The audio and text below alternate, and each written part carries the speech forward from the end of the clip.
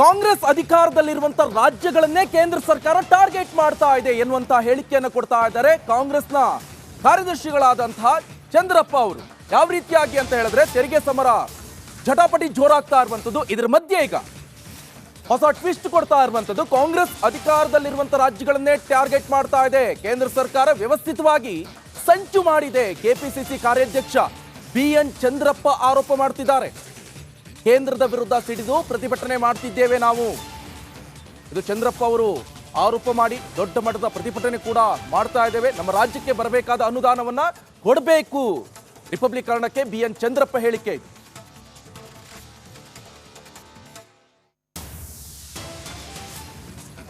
ವಿರುದ್ಧ ಪ್ರತಿಭಟನೆಯನ್ನು ನಾಳೆ ರಾಜ್ಯ ಕಾಂಗ್ರೆಸ್ ಹಮ್ಮಿಕೊಂಡಿದೆ. ಈ ಬಗ್ಗೆ ಮಾತನಾಡೋಕ್ಕೆ ಕೆಪಿಸಿಸಿ ಕಾರ್ಯಾಧ್ಯಕ್ಷರಾದಂಥ BN ಚಂದ್ರಪ್ಪ ಇದ್ದಾರೆ, ಮಾತನಾಡ್ಸೋಣ. ಸರ್, ನಾಳೆ ಕೇಂದ್ರ ಸರ್ಕಾರದ ವಿರುದ್ಧ ನಿಮ್ಮ ಎಲ್ಲ ಸರ್ಕಾರವನ್ನು, ಶಾಸಕರನ್ನು, ಸಂಸದರನ್ನ ಕರ್ಕೊಂಡೋಗಿ ಸಿಡಿತಾ ಇದ್ರಿ. ಅನುದಾನ ತಾರತಮ್ಯ ಆಗ್ತಾ ಇದೆಯಾ? ನೀವು ಕೂಡ ಕಳೆದ ಅವಧಿಯಲ್ಲಿ ಸಂಸದರಾಗಿದ್ದಂಥವರು, ಹಾಗಾಗಿ ಅನುದಾನ ತಾರತಮ್ಯ ಆಗ್ತಾ ಇದೆ ಅಂತ ಸರ್ ಬರೀ ಅನ್ಯಾಯ ಆಗ್ತಾ ಇಲ್ಲ, ಘೋರ ಅನ್ಯಾಯ ಆಗಿದೆ.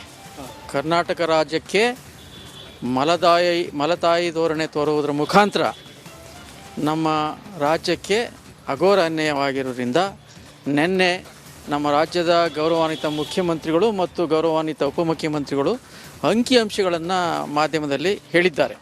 ಯಾವ ರೀತಿಯಾಗಿ ಅನ್ಯಾಯ ಆಗ್ತಾಯಿದೆ ಕರ್ನಾಟಕ ರಾಜ್ಯಕ್ಕೆ. 12% ಭಾಗ, 100ಕ್ಕೆ 12 ಭಾಗ ನಮಗೆ ವಾಪಸ್ ಕೊಡ್ತಾ ಇದ್ದಾರೆ.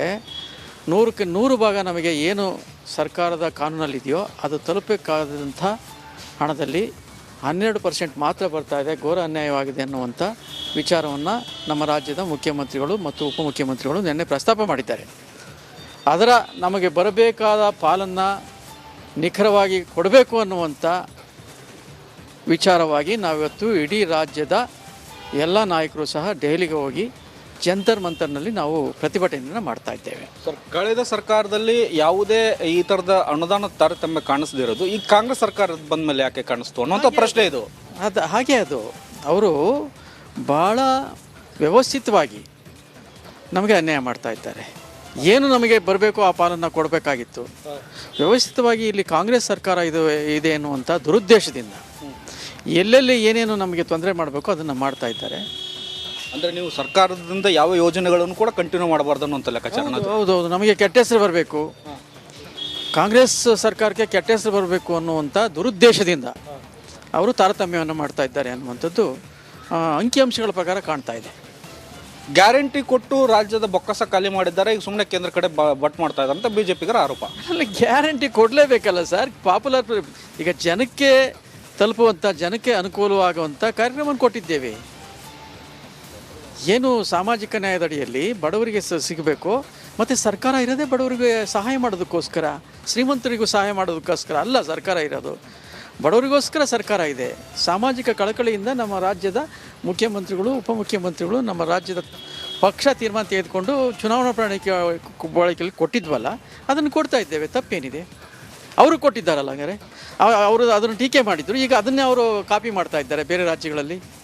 ಅಂದರೆ ಅವರು ಕೂಡ ಗ್ಯಾರಂಟಿ ಹಿಂದೆ ಬಿದ್ದಿದ್ದಾರೆ. ಹೌದು, ಏನು ಕಾಂಗ್ರೆಸ್ ಸರ್ಕಾರ ಇಲ್ಲಿ ಕೊಟ್ಟಿತ್ತು ಅವಾಗ ಟೀಕೆ ಮಾಡಿದ್ರು BJPಯವರು, ಈಗ ಬೇರೆ ರಾಜ್ಯದಲ್ಲಿ ಅದನ್ನೇ ಕಾಪಿ ಮಾಡ್ತಾ ಇದ್ದಾರೆ.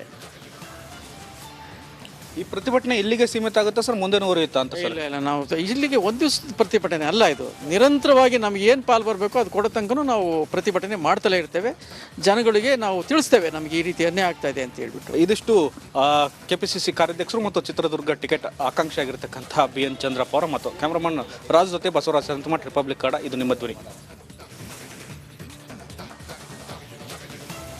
ನಾಳೆ ದೆಹಲಿಯಲ್ಲಿ ರಾಜ್ಯ ಕಾಂಗ್ರೆಸ್ ಸರ್ಕಾರ ಕೇಂದ್ರ ಸರ್ಕಾರದ ವಿರುದ್ಧ ತೆರಿಗೆ ಪಾಲನ್ನ ಕೇಳೋ ವಿಚಾರವಾಗಿ ಬೃಹತ್ ಪ್ರತಿಭಟನೆಯನ್ನ ಮಾಡುತ್ತೆ ಜಂತರ್ ಮಂತರ್ನಲ್ಲಿ. ಬೆಂಗಳೂರಿನಿಂದ ಒಬ್ಬೊಬ್ಬರೇ ಶಾಸಕರು, ಸಚಿವರು ಈಗ ದೆಹಲಿಯತ್ತ ಪ್ರಯಾಣವನ್ನ ಬೆಳೆಸ್ತಾ ಇದ್ದಾರೆ. ಸಚಿವ ಚಲುವರಾಯಸ್ವಾಮಿ ಹಾಗೇನೆ ಮಂಡ್ಯ ಶಾಸಕ ರವಿಕುಮಾರ್ ಗಣಿಗ ಈಗ ದೆಹಲಿಯ ಪ್ರಯಾಣವನ್ನ ಬೆಳೆಸಿದ್ದಾರೆ. ಅದಕ್ಕಿಂತ ಮುಂಚೆ ಮಾತನಾಡಿದ ಚಲುವರಾಯಸ್ವಾಮಿ ಅವರು, ನಮ್ಮ ತೆರಿಗೆ ಪಾಲನ್ನ ಕೇಳೋದಕ್ಕೆ ನಾವು ದೆಹಲಿಗೆ ಹೋಗಿ ಪ್ರೊಟೆಸ್ಟ್ ಮಾಡುವಂತಹ ಪರಿಸ್ಥಿತಿ ಬಂದಿದೆ. ಕೇಂದ್ರ ಸರ್ಕಾರ ಈ ರೀತಿ ನಮ್ಮ ರಾಜ್ಯದ ವಿರುದ್ಧ ಅನ್ಯಾಯವನ್ನ ಮಾಡ್ತಾ ಇದೆ ಅಂತ ಆಕ್ರೋಶವನ್ನ ವ್ಯಕ್ತಪಡಿಸಿದ್ದಾರೆ.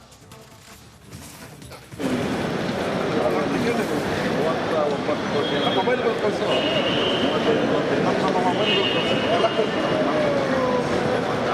ಏನೋ ದುರಂತ ನೋಡಿ. ಪ್ರಜಾಪ್ರಭುತ್ವ ವ್ಯವಸ್ಥೆಯಲ್ಲಿ ಡೆಲ್ಲಿ ಗೌರ್ಮೆಂಟ್ ಇರ್ಬೋದು, ರಾಜ್ಯದ ಗೌರ್ಮೆಂಟ್ ಇರ್ಬೋದು, ಎಲ್ಲರೂ ಜನಕ್ಕೆ ಕೆಲಸ ಮಾಡೋವಂಥ ಒಕ್ಕೂಟದ ವ್ಯವಸ್ಥೆ. ಇಂಥ ಒಂದು ದುರಂತವನ್ನು ನಾವು ನೋಡಿಲ್ಲ. 3-4 ತಿಂಗಳು 5 ತಿಂಗಳು ಆಯ್ತಾ ಬಂದಿದೆ. ಈ ರಾಜ್ಯದಲ್ಲಿ ಬರಗಾಲದ ಒಂದು NDRFನಲ್ಲಿ ಮಂಜೂರಾತಿ ಕೊಟ್ಟಿಲ್ಲ ಅಂದರೆ ಮುಖ್ಯಮಂತ್ರಿಯವರು, ಉಪಮುಖ್ಯಮಂತ್ರಿ ನಾಯಕತ್ವದಲ್ಲಿ ನಾವು ಡೆಲ್ಲಿಗೆ ಹೋಗಿ ಪ್ರತಿಭಟನೆ ಮಾಡಬೇಕಲ್ಲ. ಶಾಸಕರು, ಮಂತ್ರಿಗಳು ನಾವು ಕೊಟ್ಟಿರೋ ಟ್ಯಾಕ್ಸನ್ನು ನಾವು ಕೇಳೋದಕ್ಕೆ ಏನು ಮಾಡೋಕ್ಕಾಗುತ್ತೆ? 26 ಜನ MP ಗಳನ್ನ ಗೆಲ್ಲಿಸಿದ್ದಾರೆ. ಅವ್ರು ಯಾರು ಬರೀ ಇಲ್ಲಿ ಯಾರ ಮುಂದೆ ಸ್ಟ್ರೈಕ್ ಮಾಡ್ತಾರಂತೆ, ವಿಜಯೇಂದ್ರ ಅವರೆಲ್ಲ ಯಾರ ಮುಂದೆ ಯಾರಿಗೋಸ್ಕರ ಸ್ಟ್ರೈಕ್ ಮಾಡ್ತಾರೆ? ಸೊ ಇವತ್ತು NDRFನಲ್ಲಿ ಕಳೆದ ಸ್ವತಂತ್ರ ಬಂತವಿಂದ ಇಲ್ಲಿವರೆಗೆ ಬರಗಾಲದ ಹಣ ನಮ್ಮ ಹಕ್ಕನ್ನು ನಮಗೆ ಕೊಡೋದಕ್ಕೆ ಇವರು ಜನಕ್ಕೆ ಕೊಟ್ಟಿಲ್ಲ ಅಂತ ಇವ್ರು ಸ್ಟ್ರೈಕ್ ಮಾಡೋದು. ನಾವು ಅವ್ರು ಕೊಡೋದಕ್ಕಿಂತ ಮೊದಲೇ 2,000 ರೂಪಾಯಿ ನಾವು ಅರ್ಲಿ ಕೊಟ್ಟಿದ್ದಾವೆ ನಮ್ಮ ಮುಖ್ಯಮಂತ್ರಿಯವರು. ಸೊ ಏನು ಮಾಡೋಕ್ಕಾಗುತ್ತೆ ನೋಡಿ. ಪ್ರಜಾಪ್ರಭುತ್ವ ವ್ಯವಸ್ಥೆ ಒಳಗಡೆ ಒಕ್ಕೂಟ ವ್ಯವಸ್ಥೆಯಲ್ಲಿ ರಾಜ್ಯ ಮತ್ತು ಕೇಂದ್ರ, ರಾಜ್ಯದ ಪಾಲು ರಾಜ್ಯಕ್ಕೆ ಬರಬೇಕು. BJP ಅವ್ರು ಯಾಕೆ ಬರ್ತಾರೆ? ಬರಲ್ಲ. ಅವ್ರಿಗೆ ಆ ಬರ ಪರಿಹಾರದ ದುಡ್ಡು ಕೇಳಕ್ಕನೇ ನಾಚಿಕೆ ಆಗೈತೆ ಅವ್ರಿಗೆ. ಅವ್ರನ್ನೆಲ್ಲಿ ಬರ್ತಾರ್ರಿ? ಒಂದು ಕಡೆ ನೀವು ಡೆಲ್ಲಿಯಲ್ಲಿ ಪ್ರತಿಭಟನೆ ಮಾಡ್ತಿದ್ರೆ BJP ಅವರು ಇಲ್ಲಿ ಮಾಡ್ಕೊಳ್ಳಿ, ಯಾರು ಬೇಡ ಅಂತಾರೆ? ಅದು ಎಷ್ಟು ಸರಿ? ನಮಗೆ ನಾವು ವಿತ್ ಡಾಕ್ಯುಮೆಂಟ್ರಿ ಇಷ್ಟು 1,000 ಕೋಟಿ ನಮಗೆ ಬರಬೇಕು ಅಂತೇಳಿ ಕೇಂದ್ರ ಸರ್ಕಾರ ನಮ್ಮ ರಾಜ್ಯಕ್ಕೆ ಕೊಡಬೇಕಾದ ಪಾಲನ್ನು ಕೊಡ್ತಾ ಇಲ್ಲ. ಕೊಡ್ರಪ್ಪ ಅಂತ ಕೇಳಕ್ಕೆ ಹೋಗ್ತಾ ಇದ್ದೀವಿ. ನಮ್ಮ ತೆರಿಗೆ ನಮ್ಮ ಹಕ್ಕು ಅಂತ ನಾಳೆ ಜಂತರ್ ಮಂತರ್ನಲ್ಲಿ ನಮ್ಮ ಪಕ್ಷದ ವತಿಯಿಂದ ಪ್ರತಿಭಟನೆ ಇಟ್ಕೊಂಡಿದ್ದಾರೆ. ನಮ್ಮ ಮುಖ್ಯಮಂತ್ರಿಗಳು, ಮಂತ್ರಿಗಳು, DCM ಎಲ್ಲ ಬರ್ತಾ ಇದ್ದಾರೆ. ಪ್ರತಿಭಟನೆ ಪಾಲ್ಗೊಳ್ಳಲು ಹೋಗ್ತಾ ಇದ್ದೀವಿ. ಹೋರಾಟ ತೀವ್ರ ಮಾಡ್ತೀವಿ. ನಮ್ಮ ಹಕ್ಕು ನಮಗೆ ಕೊಡಲೇಬೇಕಲ್ವಾ? ನಮ್ಮ ತೆರಿಗೆ, ನಮ್ಮ ರಾಜ್ಯದ ತೆರಿಗೆ ಪಾಲನ್ನು ನಮಗೆ ಕೊಡಲ್ಲ ವಾಪಸ್ಸು ಅಂತ ಹೇಳಿದ್ರೆ ಮತ್ತು ಹೆಂಗೆ ರಾಜ್ಯದ ಈ ಬಗ್ಗೆ ಇನ್ನಷ್ಟು ಮಾಹಿತಿಯನ್ನ ಕೊಡ್ತಾರೆ ನಮ್ಮ ದೇವನಹಳ್ಳಿ ಪ್ರತಿನಿಧಿ ಮಂಜುನಾಥ್. ಈಗ ನೇರ ಸಂಪರ್ಕದಲ್ಲಿ ಜಾಯ್ನ್ ಆಗ್ತಿದ್ದಾರೆ. ಮಂಜುನಾಥ್, ಗಮನಿಸ್ತಾ ಇದ್ವಿ ಒಬ್ಬೊಬ್ಬರೇ ಶಾಸಕರು ದೆಹಲಿಯತ್ತ ಪ್ರಯಾಣ ಬೆಳೆಸೋದಕ್ಕಿಂತ ಪೂರ್ವದಲ್ಲಿ ಕೇಂದ್ರ ಸರ್ಕಾರದ ವಿರುದ್ಧ ಆಕ್ರೋಶವನ್ನ ವ್ಯಕ್ತಪಡಿಸ್ತಾ ಇದ್ದಾರೆ. ನಮ್ಮ ತೆರಿಗೆ ಪಾಲನ್ನ ಕೇಳೋದಕ್ಕೆ ನಾವು ದೆಹಲಿಗೆ ಹೋಗ್ತಾ ಇದ್ದೀವಿ ಅಂತ ಪರಿಸ್ಥಿತಿ ಬಂದಿದೆ, ಏನ್ ಮಾಡೋಣ ಅಂತ. ಅವರ ಆಕ್ರೋಶ ಯಾವ ರೀತಿ ಇದೆ? ಪೊಲಿಟಿಕಲ್ ಮ್ಯಾಲೇಜ್ನ ಉದ್ದೇಶ ಇಲ್ಲಿ ಸ್ಪಷ್ಟವಾಗಿ ಕಾಣ್ತಾ ಇದೆಯಾ, ಹೇಗೆ?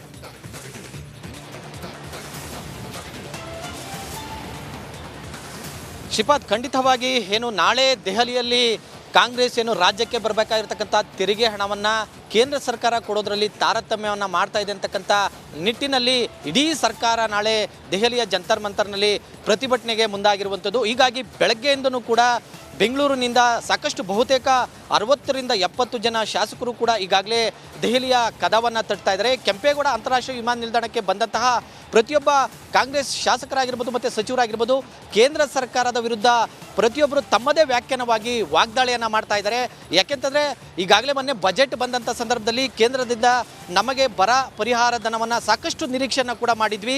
ಸುಮಾರು 4-5 ತಿಂಗಳು ಕೂಡ ರಾಜ್ಯದಲ್ಲಿ ಬರ ತಾಂಡವಾಡ್ತಾ ಇದೆ. ಆವತ್ತಿನಿಂದ ಕೂಡ ಕೇಂದ್ರ ಸರ್ಕಾರಕ್ಕೆ CM ಆಗಿರ್ಬೋದು ಮತ್ತು DCM ಆಗಿರ್ಬೋದು ಎಲ್ಲರೂ ಕೂಡ ಹೋಗಿ ಮನವಿಯನ್ನು ಸಲ್ಲಿಸಿದ್ರು ಕೂಡ ಪ್ರಧಾನಮಂತ್ರಿಗಳಿಗೆ ಕಿವಿ ಕೇಳಿಸ್ತಾ ಇಲ್ಲ. ಜೊತೆಗೆ ಅಮಿತ್ ಶಾ ಅವರು ಇದಕ್ಕೆ ಸೊಪ್ಪು ಆಗ್ತಾ ಇಲ್ಲ ಅಂತಂದರೆ ನಾವು ಹೇಗೆ ಪ್ರತಿಭಟನೆ ಮಾಡಬೇಕು? ಹಾಗಾಗಿ ಕೇವಲ ರಾಜ್ಯದಲ್ಲೇ ಇದ್ದುಕೊಂಡು ಇವರಿಗೆ ಒತ್ತಾಯ ಮಾಡಿದರೆ ಆಗಲ್ಲ.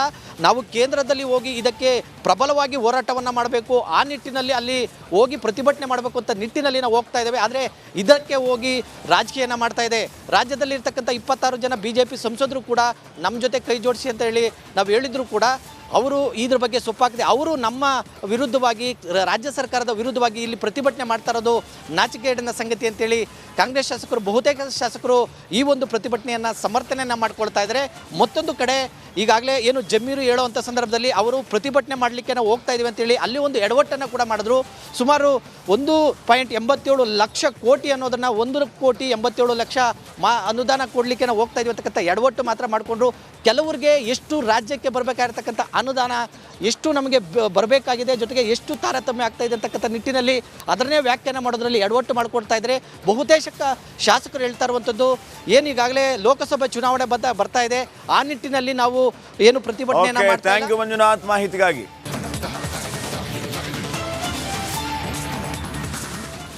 Welcome back. ನಮ್ಮ ತೆರಿಗೆ ಪಾಲನ್ನ ಕೊಡಿ ಅಂತ ನಾವು ಕೇಳ್ತಾ ಇದ್ದೀವಿ, ಆದ್ರೆ ಕೇಂದ್ರ ಸರ್ಕಾರದ ನಾಯಕರುಗಳಿಗೆ ನಮ್ಮ ಕೂಗು ಕೇಳ್ತಾ ಇಲ್ಲ. ಹೀಗಾಗಿ ದೆಹಲಿಗೆ ಹೋಗ್ತಾ ಇದ್ದೀವಿ ಅಂತ ಸಾರಿಗೆ ಸಚಿವ ರಾಮಲಿಂಗಾರೆಡ್ಡಿ ಅವರು ಹೇಳಿದ್ದಾರೆ.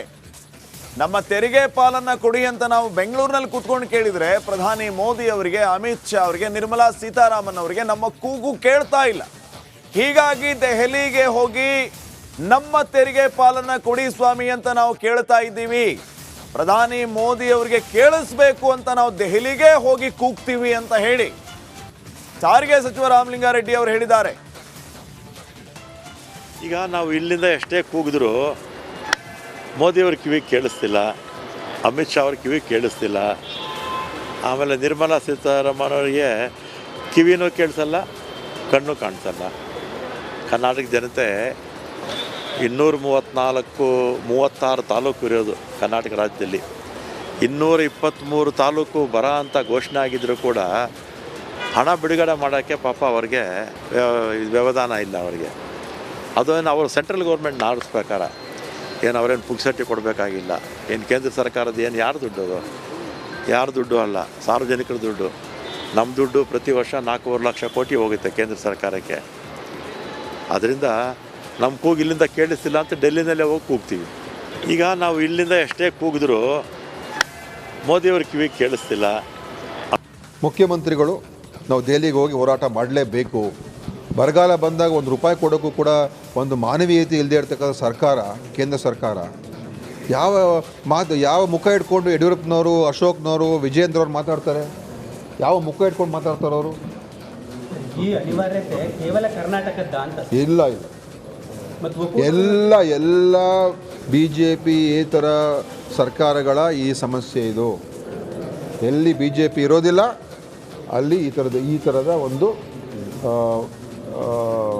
ಏನು ನಮ್ಮ ಒಕ್ಕೂಟದ ವ್ಯವಸ್ಥೆಗೆ ಧಕ್ಕೆ ಬರುವಂಥ ರೀತಿಯಲ್ಲಿ ಇವತ್ತಿನ ದಿವಸ ಕೆಲಸ ಮಾಡ್ತಾ ಇರ್ತಕ್ಕಂಥದ್ದು ಕೇಂದ್ರ ಸರ್ಕಾರ. ಒಕ್ಕೂಟ ವ್ಯವಸ್ಥೆ ಒಳಗಡೆ ಕೇಂದ್ರ ಸರ್ಕಾರವನ್ನು ಪ್ರತಿಭಟನೆ ಮಾಡೋದು ವಿಶ್ವಾಸದಲ್ಲಿ ನಡಿಬೇಕಾದ ಒಕ್ಕೂಟ ವ್ಯವಸ್ಥೆಗೂ ಧಕ್ಕೆ ಆಗುವಂಥದ್ದೇ ಅದು. ಹೌದು. ಈಗ ನೋಡಿ, ನಾವು ಇದ್ರಲ್ಲಿ ನಂಬಿಕೆ ಇಟ್ಕೊಂಡಿರ್ತಕ್ಕಂಥದ್ದು.